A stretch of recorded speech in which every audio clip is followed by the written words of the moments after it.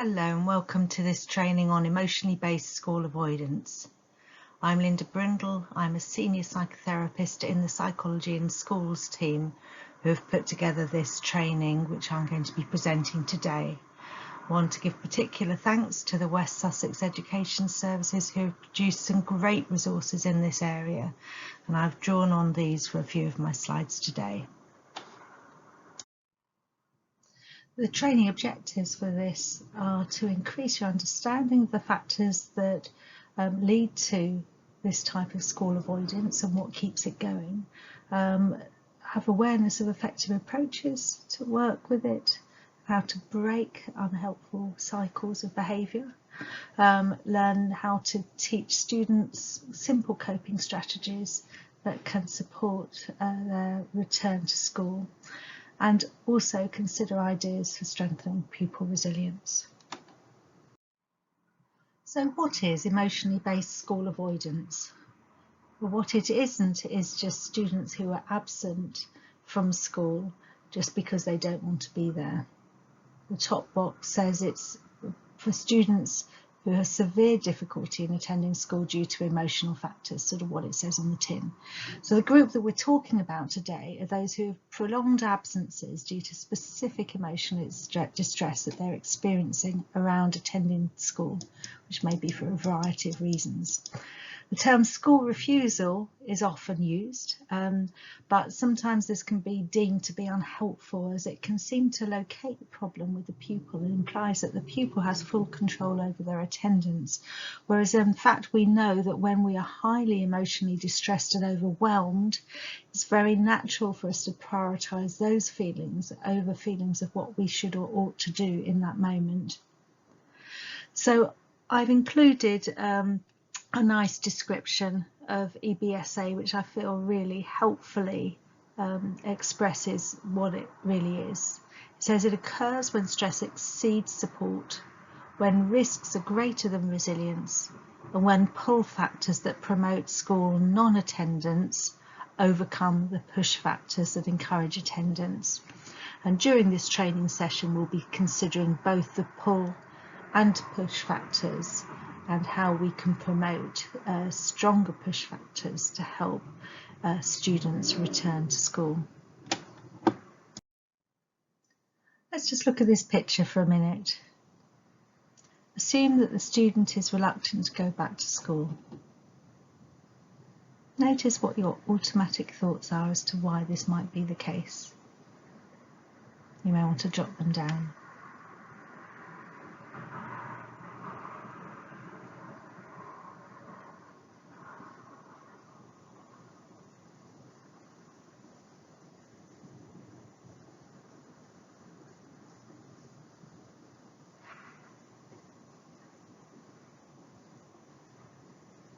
Okay, we'll come back to this picture shortly.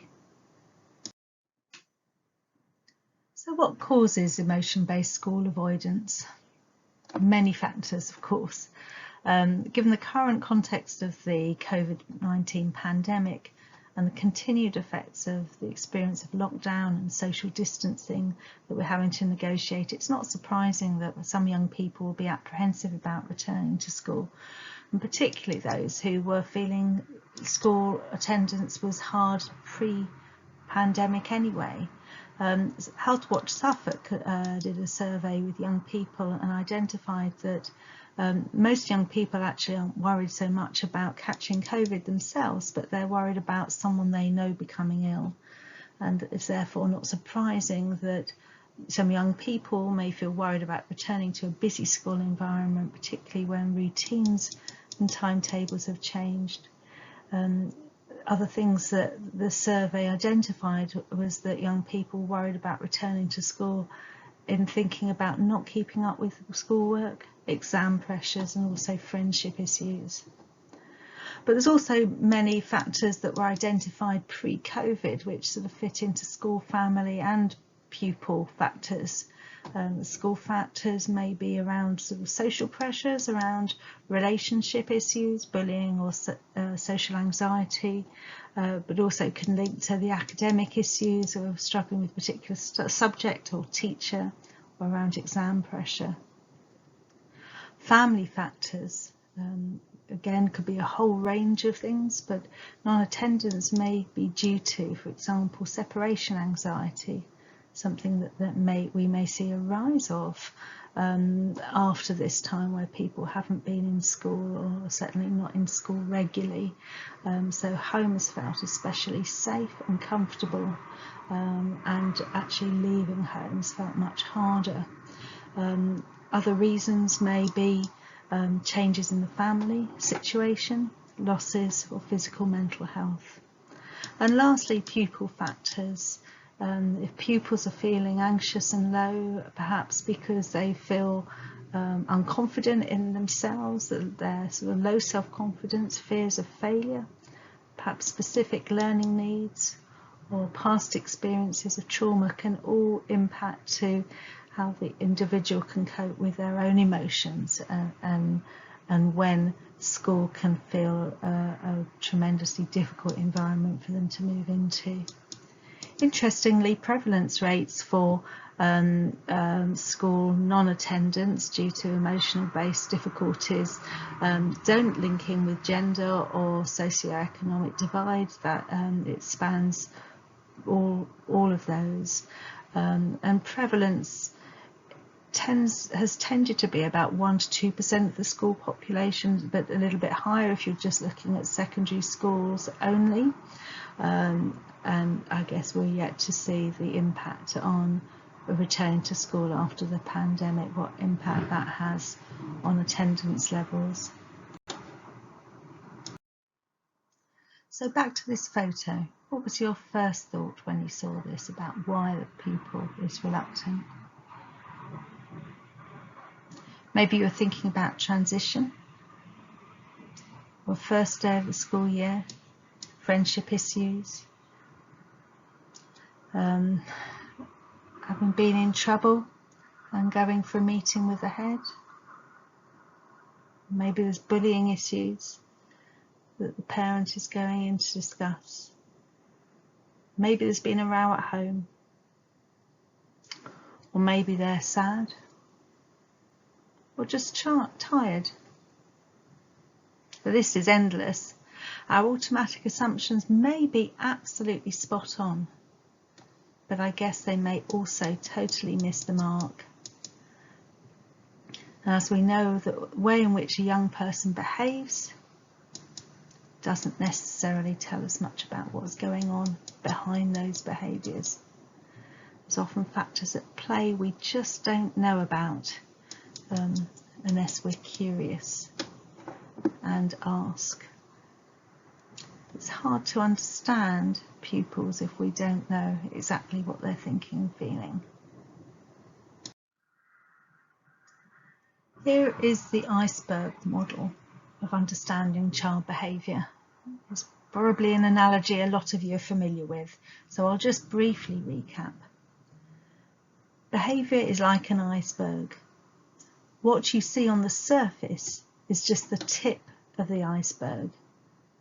But the behaviour you see is triggered from feelings and thoughts which come from below the water. The vast majority of the iceberg is below the water. And those thoughts and feelings that are underneath, that we're not necessarily aware of, develop from past experiences that the student has had, that we may know nothing about. So with students returning to school in September after a long gap, it's not going to be easy to touch base with them all. But where there are difficulties around attendance, or where you can see students especially unsettled, it's worth being curious quickly to find out what lies beneath the surface. There may be lots going on for the young person that we're just not aware of. This slide shows how anxiety and school avoidance interact and can be self-perpetuating. Let's look at the outer ring with the green boxes initially, and see how those things in themselves just keep anxiety going. So what we can see is the anxious feelings around school, and negative associated thoughts, which can also then include physiological sensations of anxiety, those somatic symptoms that we often can observe through when working with young people who are anxious. These things, anxious thoughts and feelings and sensations, can all lead to avoidance behaviours. If we notice we're feeling anxious, we prefer not to be in environments that make us anxious naturally. The trouble is that whilst our anxiety might initially reduce from avoiding that situation, not having an opportunity to question those anxious thoughts and feelings, challenge or disconfirm what we're worried about that we think might happen, actually has the effect of increasing our anxious thoughts and feelings, and school avoidance continues. And as the fear grows, cognitive symptoms of anxiety, such as thoughts of not being able to cope, increases. Self-confidence decreases. And when this happens, this makes attending school even harder and the benefits of staying at home even greater. Strong physiological sensations such as heart palpitations can lead to catastrophic thoughts like I'm having a heart attack, that people may feel embarrassed to admit. Feeling unreal or outside of yourself is surprisingly common, and can lead to thoughts of I'm losing control of myself and I'm going crazy. You can imagine such powerful core fears are often very difficult to cope with. Certainly, even as a therapist working with young people and adults with such fears, often have to draw these out of them because they are worried about admitting these fears, worried what may happen, or just absolutely embarrassed about having such fears, but in fact they're very real for the individual. Okay, so we've seen how just looking at that outer level, those things in the green boxes, highlight how anxious thoughts and feelings and behaviour all interconnect and can feed into a really unhelpful anxiety cycle. The inner circle tells us more about some other secondary effects that are important to consider with school avoidance. So the initial trigger for anxiety could be related to something to do with school or something totally different. Let's just talk through an example as we think through how this inner circle interacts with the outer one. So imagine that a trigger for a student not attending school starts off with them worrying about being away from an ill parent at home. Such worry may lead to anxious feelings about going to school and leaving the parent. And when the student is in class, they're heavily distracted by that worry and those worried thoughts and feelings. They end up missing odd days to be with the parent. And these things will then impact on the students start falling behind on their schoolwork. Their worry leads to them being less engaged in the present moment. So even when they're around their school friends who they previously felt very connected with, there starts to be some disconnect. And this results in them having less contact with their friends. This in turn can lead to increased anxiety around school and further feed a desire to be at home where anxiety isn't felt, as there's no expectations on them. And they're also able to monitor and be with their parent. And thus further, the motivation to get into school decreases. Having thought about this example, I wonder if you can just spend a moment thinking about what are the additional secondary gains in this example for this family with the young person staying at home.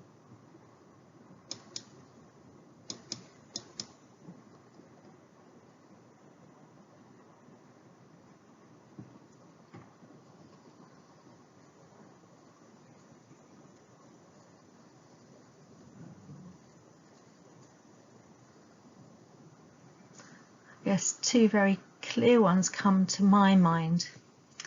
If there's two parents or carers in the family home, it may well be that the person that is not ill and is worrying about trying to work, has childcare responsibilities, as well as look after the ill partner, may feel very positive about having a young person stay at home, able to help with monitoring the ill parent. They may be very grateful for support. And the other obvious positive would be for the unwell parent who is at home, that they're likely to perhaps enjoy the company of the young person and feel cared for when that teenager is at home. So these secondary gains can lead to a teenager being rewarded and encouraged to miss days off school. Sometimes this is intentional, sometimes this is an unintentional positive that comes from the situation that the family finds themselves in. It's very common for there to be secondary gains, so it's really helpful to look at, because if we're wanting to break cycles, we need to understand these broad factors. I hope that from this diagram you can see how complex the factors that we started to talk about in very separate ways earlier can be interlinked.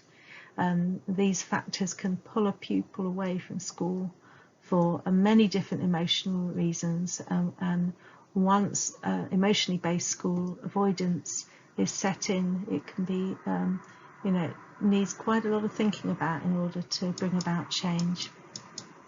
So we'll think more about the factors that draw pupils towards school a little bit later, so we can think of how to work with that. So what are we likely to see in the classroom when students are feeling anxious, stressed or angry? How do their arousal levels change when they're feeling these overwhelming emotions? Just have a think for a moment and jot down any ideas.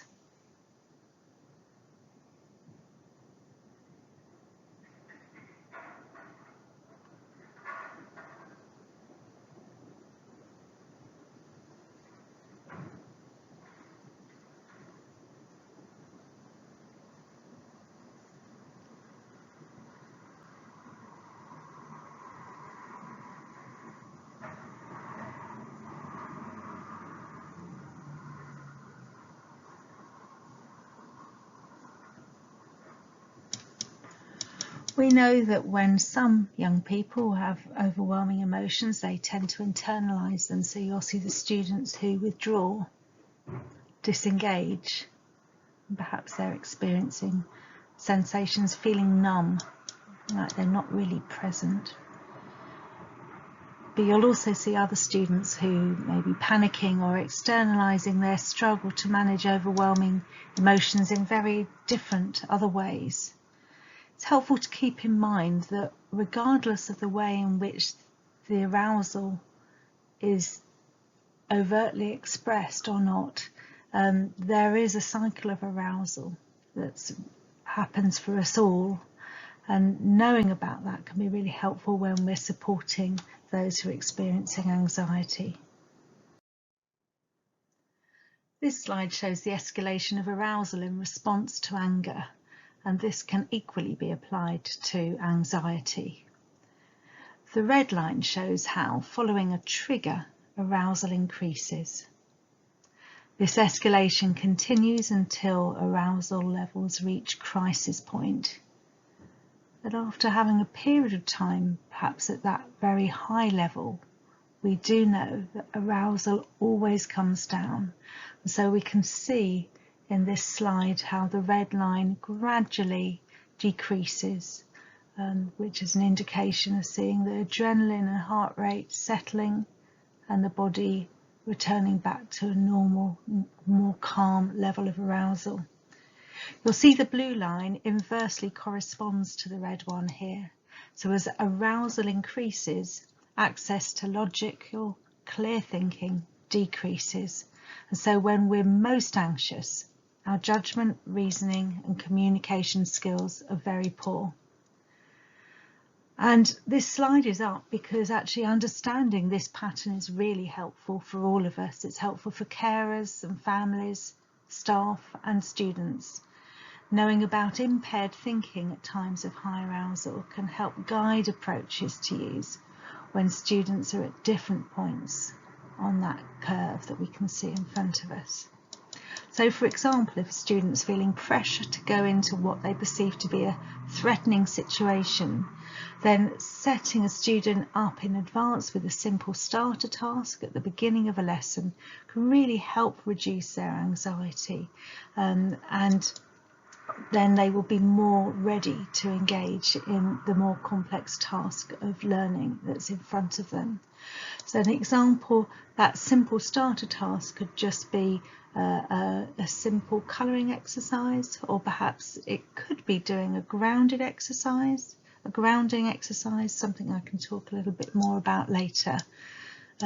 Helping students to understand this arousal cycle and wonder and recognise what's going on with their own body is also really important. If they can learn to recognise their own body cues indicating an increase in arousal, this will give them the opportunity to respond early and try to do something different early on in this escalation phase. We know that interventions early on, before arousal has reached crisis point, are going to be the most effective, and logical thinking can't be accessed then. So let's try and help them learn to recognise when things are starting, and some of the things that they might do at this escalation phase is to either consider doing some exercises to calm themselves in the moment where they are, including some distraction tasks, for example, ways to disengage their mind from what's feeling really uncomfortable and engage in the present moment. Equally, it may be that they need to remove themselves from the triggering situation, as that will be the only way to avoid reaching a crisis situation.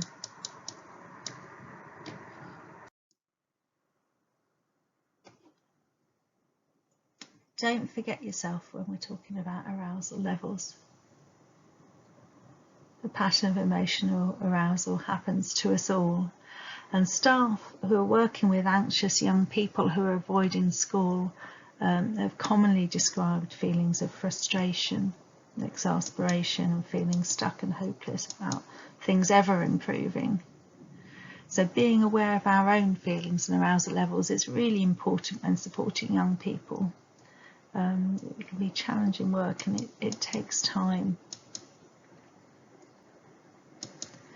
So, having spent time understanding more about emotionally based school avoidance, what are effective approaches that you as staff can use with this group? Holding in mind the anxiety curve and the impact of clear thinking is a first key approach, but what else is there?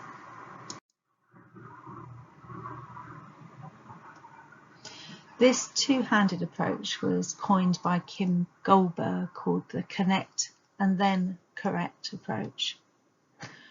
Although we know it doesn't actually help in the end, we need to understand that despite our drive and instinct to push harder to get young people back to school, in fact what we need to do is support them to manage their thoughts and feelings first, which are often incredibly intense.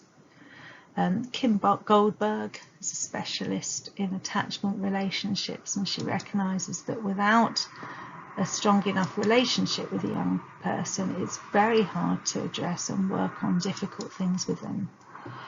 So it makes sense, of course, doesn't it? We know that we're most likely to respond positively and work on difficult things if we're working with people who understand us and get us, and with whom we trust, who we know will do what they say they will.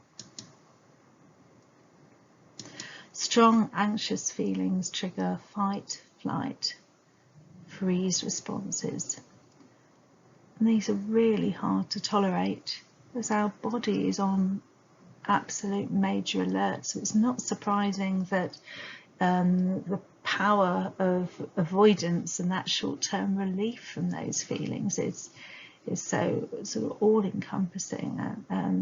If we want to help young people overcome avoidance, it's going to be essential that before we try and correct the difficulty to challenge their avoidance, we can help make the progress by connecting properly first. So connection is the first hand of this two-handed approach.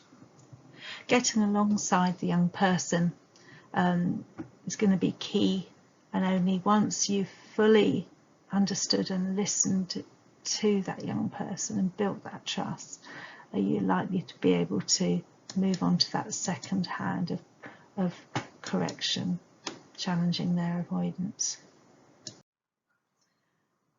Just take a moment to think about what connecting with a student looks like for you in your current work context and role.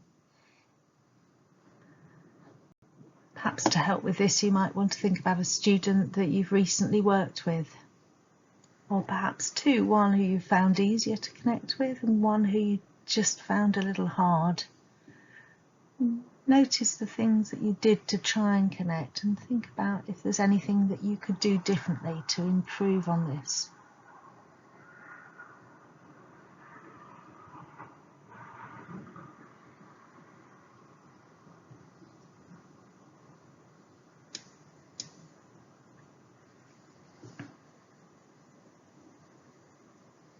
Do you need to listen more?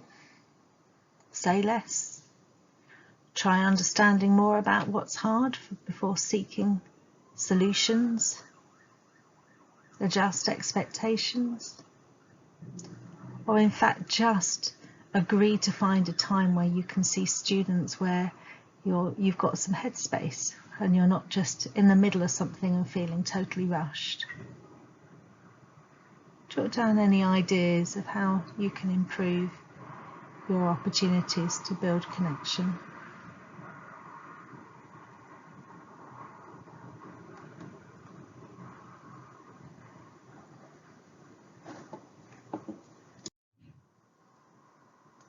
The problem of reassurance. Why is it a problem? We all need reassuring sometimes, and it helps us to feel held and our emotions contained. But I'm sure you've all experienced times when no matter how much reassurance you give a student, they continue to seek more, and nothing seems to change for them. Their worries and behaviour doesn't alter. And this tells us that that person is unable to reassure themselves and is dependent on others. So offering reassurance can actually encourage dependence on other people. That person is depending on that person, and so they feel that they can't cope without getting reassurance from that person, and as such that reassurance actually helps keep the anxiety going.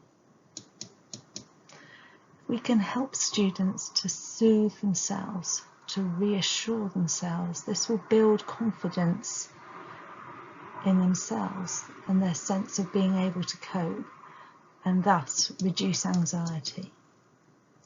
So how can we support students to self-soothe? I'm just going to talk through a very simple approach that I've often used and encourage others to use.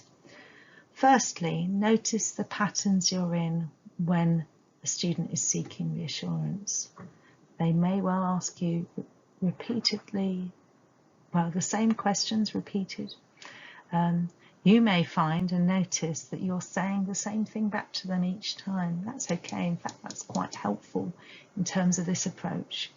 So to encourage a student to start to soothe themselves, encourage them to start answering their own questions by asking them, what do I always say when you're being asked the same question for the nth time? What do I always say? Helps them to gradually learn to start verbalizing the answers that you give them, so they can start giving those answers to themselves. This simple approach can therefore support them over time to self-soothe. You Gradually reduce your responses to the repeated questions, saying less and less until they are able to fully respond to those worries themselves. When they've done that, then they've learnt a skill around self-soothing, and you are stopping feeding that problem of anxiety through offering reassurance.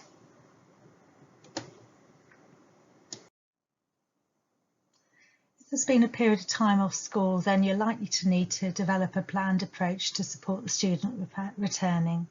Graded exposure is known to be an effective approach to support the return to school and reintegration of students into lessons. I expect you're all familiar with the basics of this. The key principles are to identify a clear goal to work towards and then break that goal down into small steps to make each step achievable and manageable for the young person. So for example, a pupil that's struggling to get into school may have steps 1 being to meet staff in the school car park, step 2 to meet the staff at the front door, and step 3 to meet staff in reception, and so on.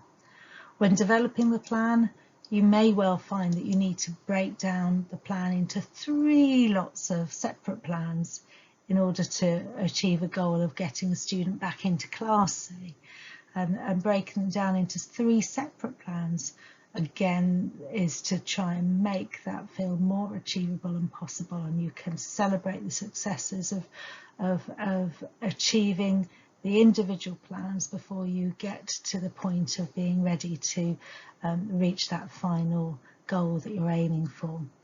And when you're looking at getting students fully back into school and into classrooms, then reduced timetables are common to use to help with that graded integration. But the points that I'm raising here are really to help you to think about what key aspects can make the plan work, what makes it successful. So collaboration, first of all. We've talked about the need to be guided by the young person that you're working with and to connect with them.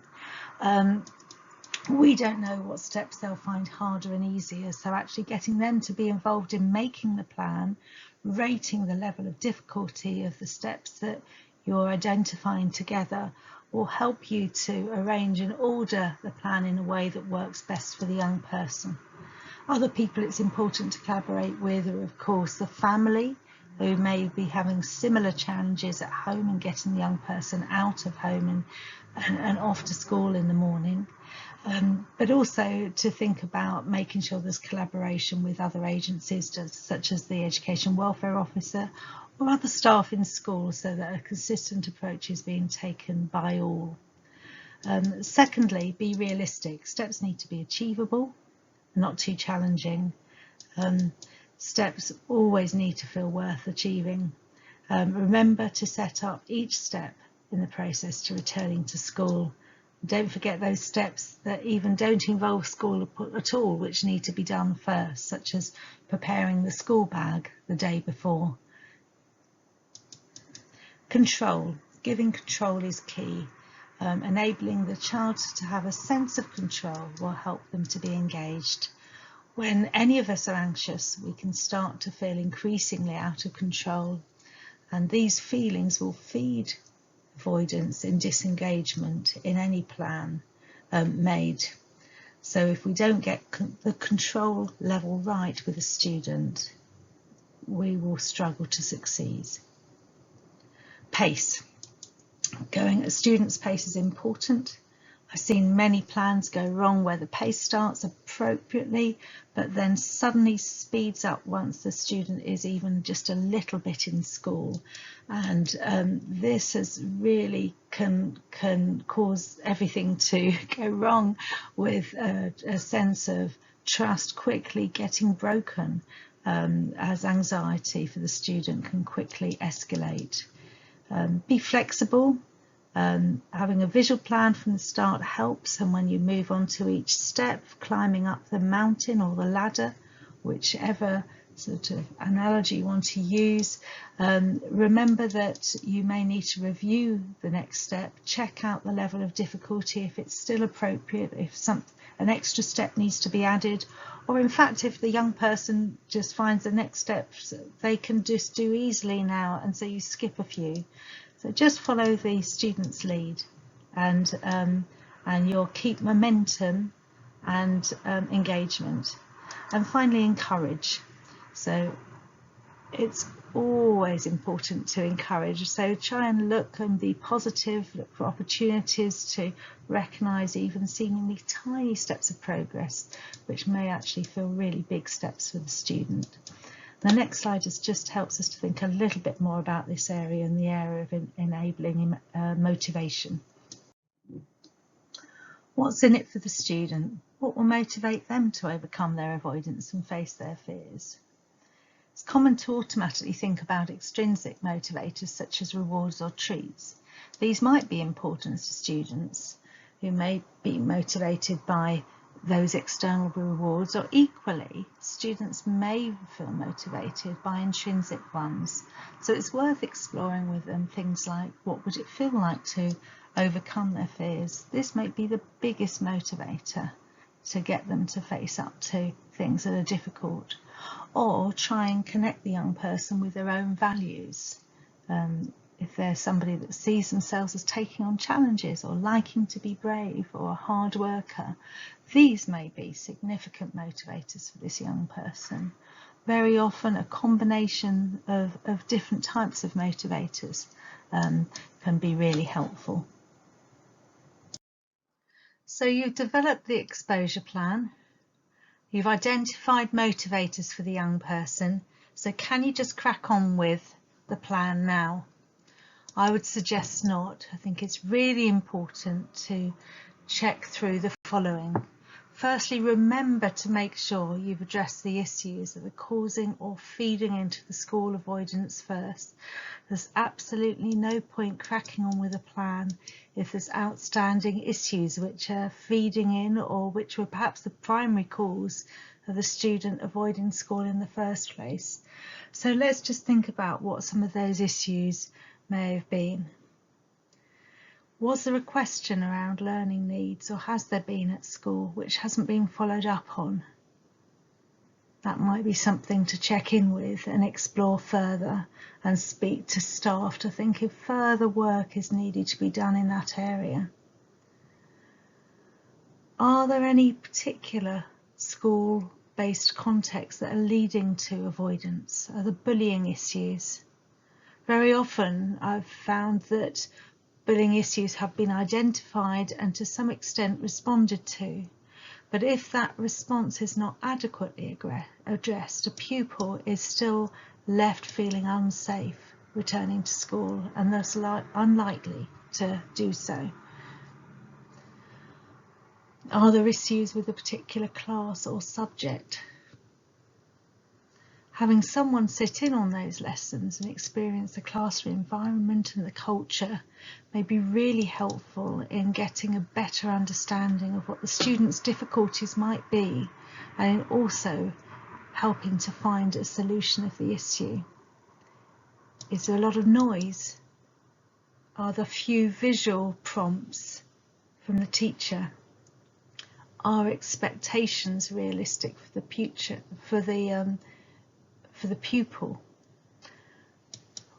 We know many students with sensory needs that can be prone to avoid school, and I've sometimes discovered that really good in-depth external assessments which have very practical ideas of how to help support a student effectively in class and with their learning have been left forgotten in a pile in the paper files perhaps of the student that hardly get accessed.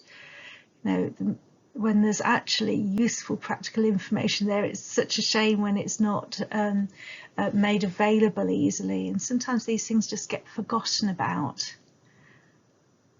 What about alternative space, a safe base for a young person when they're getting triggered? Or perhaps a key person, whether it be a member of staff or sometimes a friend, it may be the most appropriate person.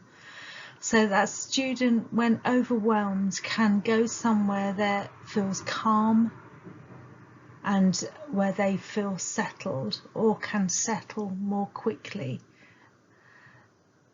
These are all key things that are actually often can be very straightforwardly resolved, that are issues related to school that are impacting on school avoidance. And the best way to find good solutions is to work collaboratively with the young person, and they will help guide you as to what things are most likely to work for them.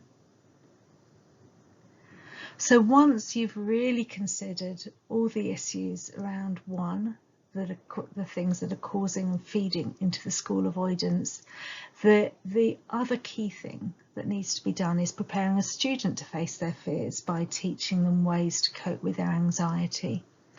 And so in the next few slides, I'm going to be introducing a few simple ways which can be really helpful, exercises that are simple to learn. And before I do that, I just need to highlight that it's important to think about not just teaching the student those strategies, but also family and key staff who will be supporting the student in school, so they can all effectively help that student manage the strategies when they're facing up to the fear. So the key things that I'm going to be talking about in the next few slides link into helping a student to understand what's going on with their body's alert system, understand the way that thoughts, feelings and behaviours interact and interconnect, and how perhaps when they're feeling very anxious in their body, that's going to feed into thoughts and an impact on their behaviour that they'll want to avoid. Teaching exercises to reduce arousal we'll cover, and also think about what you can do with your thinking to help encourage helpful self-talk. And finally, being aware that it's possible to train the brain to not engage with worried thoughts and in fact tune out of those worried thoughts by bringing attention to the present. And this is what often gets termed as mindfulness. Those are also really helpful skills to encourage a young person to use. So let's have a look at some of these specific strategies now. So what are these strategies that we can teach to students to help manage their anxiety? I'm going to briefly go through a few in the next few slides. First one is to improve their understanding of anxiety. Knowing about anxiety, the symptoms and how it links to avoidance is really important when it comes to reducing anxiety, stopping the cycle and confronting feared situations. There's plenty of handouts online in varying degrees of detail to describe the impact of adrenaline on the body. If you talk with a student about the impact of this, and students start to understand what's going on in their body, then the experience won't feel so scary. They can tell themselves that it's just their body's alert system, that these symptoms are normal, and this in itself can reduce anxiety. So it can be a really effective way of reducing and stopping adrenaline from feeding in to the anxiety that's going on for that young person at the time. It can also be helpful to learn about how to lower arousal levels. When anxious, people often hyperventilate, overbreathe, and that can upset the healthy balance of oxygen and carbon dioxide in our bodies. Not having enough carbon dioxide narrows the blood vessels that supply blood to the vein and can result in feelings of lightheadedness or tingling. By slowing down breathing, carbon dioxide levels will increase, and that has the impact on lowering the heart rate and blood pressure, and thus calming the body and mind, and thus counteracting the impact of adrenaline. Box breathing is just one technique that can be used. It's very simple. You encourage the young person to draw a line with their eyes, following around the box that they can see in front of them, and breathing slowly and slowing down their breathing as they count, as they work around the different sides of the box. So start off by encouraging them to look at the top left-hand corner, and as they slowly count to 4, to inhale through the nose for 4 seconds as their eyes gradually move across to the right-hand corner of the top. You then do something similar for the other corners of the box, noting that on one side you inhale, on the next side you pause, on the third side you exhale, and then the fourth side you pause for 4. This is an effective way of slowing down breathing and reducing arousal levels. This is an alternative breathing exercise that younger children may particularly like. It's called 5-finger breathing. I've got a clip for you that you can watch in just 2 minutes. So don't move on to the next slide, but just copy and paste the link that you've got on the screen and pop it into your browser, and you'll learn another great technique for helping young people to settle their breathing and calm it back to the normal breathing pace.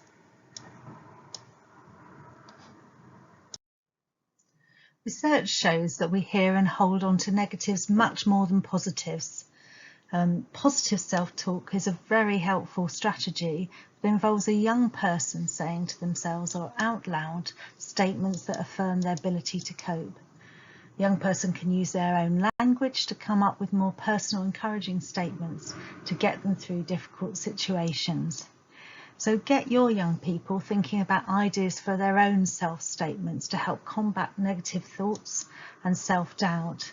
And they can put them on their phone so that when they're struggling to access their clear thinking, when their arousal levels are high, they can still draw on and use these helpful positive self-talk, motivating statements when they're pushing themselves through difficult situations. Final exercise I want to show you is grounding. Grounding is especially helpful when students feel disconnected with reality, or when they find that their mind is so busily engaged in their thoughts that they're really unable to focus on the here and now. This exercise draws on the 5 senses, because we know that our senses help us to feel connected to reality. So let's have a look at this now. What I need you to do is just cut and paste the link in front of you into your browser to watch it. It's less than 2 minutes and a great simple exercise to teach your students. Once you have taught students a range of different ways in which they can cope with anxious feelings, they'll then be ready to start working on challenging their avoidance. And here's a few top tips from Dr. Pookie Knightsmith, who's a clinical psychologist working in children's mental health, that I think are just great little nuggets to remind ourselves about. Firstly, welcome the child into school and create a soft landing, she describes it as, with someone to welcome them. We all know how, if we've not done something for quite a while, how getting back to it can feel really hard. And of course, that's going to be especially the case for these young people on trying to return into a school environment. Secondly, enable readiness for learning. And by that, it's talking about helping students to reduce their arousal levels. Now we know about that connection between increased arousal results in decreased clear thinking. That's a good reminder how actually allowing time and space for a young person to settle before they learn may really enable them to learn to their full potential once they're engaged. Thirdly, building in regular resets. opportunities to calm and lower arousal throughout the day. And very often I know school staff build in check-in times so a student can come to them and just have an opportunity, if they want to talk about stuff. And perhaps this idea can be combined with those check-in times. And then the bottom 3 points, develop an agreed signal with the child for when they feel overwhelmed at school. I know staff commonly use this, and it's a way of being able to communicate distress without needing to verbalise it. And the next point, consider how to manage break and lunch times, which are often the most challenging, being unstructured times.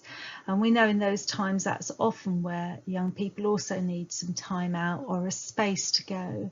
So thinking about a safe base for students to go is pretty essential for this client group, whether it be in the unstructured times or at times when there could be things that trigger arousal, such as assembly or waiting for the school bus or busy dining areas. There are a range of times when having a safe base may be really helpful for the young person to manage their arousal levels and keep them in school. And I guess finally, developing a Monday morning routine which starts on the Sunday night, so actually thinking about those things that happen even prior to the young person arriving on the school grounds that will help in their readiness to being in school is going to be key.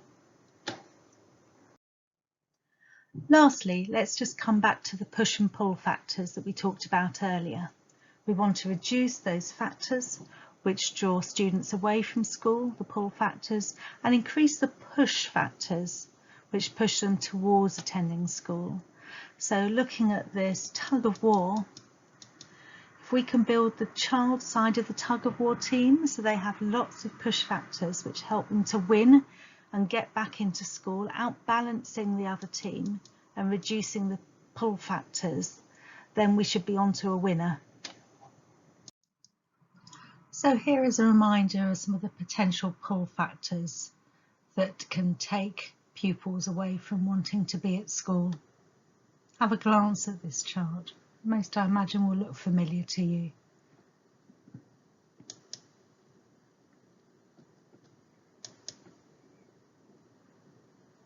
Looking at the school factors, we've talked about a number of these already. I guess the transport and journey to school is one area where it's easy to be unaware of there being any issues when you're staff working in the school environment. We look at family factors. Those factors include having parents who perhaps have had school avoidance themselves or a difficult experience of being in school. Such parents inadvertently or otherwise can pass on messages that school isn't a safe place to be, or perhaps just not support strong attendance at school because that's perhaps something that they never engaged with and got involved with themselves. Other parents, for many different reasons, may find that their style of parenting can be overprotective. This is for a variety of reasons, of course, but it could be especially true for families who may be in vulnerable health groups and or have had difficult experiences prior to or during COVID. And finally, looking at child factors. We've talked a little bit about learning needs impacting on engagement with school, separation anxiety, which following COVID may well be stronger and bigger challenge for some students in returning to school. Some will have difficult traumatic events which get triggered in certain environments, which could include the school environment. But fear of failure and poor self-confidence are still really significant ones for school avoidance. So opportunities to build self-esteem, coping strategies, and generally an increased confidence will make a big difference for these young people, an ability to be able to keep them in school and help those who have stopped attending return. So as well as being aware of and considering how to reduce the pull factors, we want to know about how to increase push factors. And this slide has got a range of ideas that are helpful in guiding of ways to do that. Having positive experiences for a young person where they can succeed, we know, is significant in building confidence and increasing self-esteem. Helping support a young person to develop some ambition and have aspirations they want to work towards will naturally help them engage in environments that can encourage those things. And of course, feeling safe and secure and feeling a sense of belonging is central to being drawn to a place.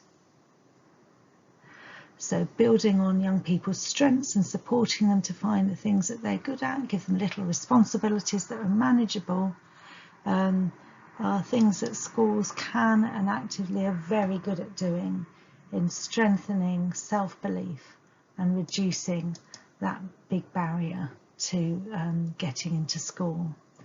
Modelling a compassionate and positive attitude via the language and emotional validation that's used with students, and encouraging positive attitude between relationships with school staff, family and other professionals will also be key. So finally, working with young people who have emotional-based school avoidance can be really hard for school staff and families and can take a big toll on everyone. Thus, good communication and working collaboratively together with families is so important, and to try and support a non-blame approach throughout. So intervene early. We know the longer problems remain unaddressed, the harder it is, and the poorer the outcome as difficulties and behaviours become entrenched. But remember, to help the young person progress, they need a team around them working together, supporting, guiding and listening to them. You can't do it without them. So I wish you all the best with this. Finally, I want to highlight a few key resources you might find helpful.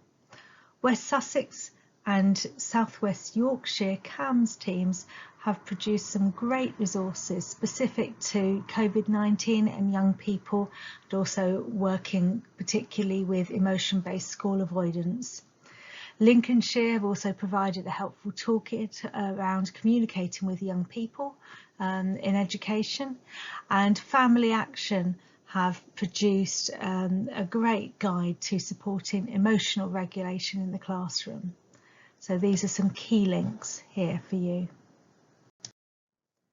In terms of local provision, Suffolk County Council Inclusion Service can be accessed through the info link suffolk.gov website, and as well as the specific services they offer, they also have a wide range of resources available on that website. Sendias, I guess, is a key service that's a confidential, impartial advice service for families.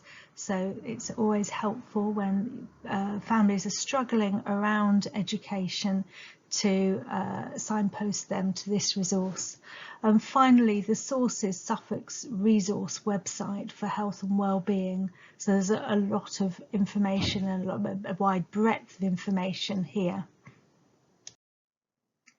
Here are details of the other pre-recorded training sessions for staff that have been developed by the Psychology in Schools team, both broad supporting well-being across schools and the community, one focusing on working specifically with vulnerable students in school, a session for staff well-being and resilience, and a session for managers and leaders within the school around supporting their staff team.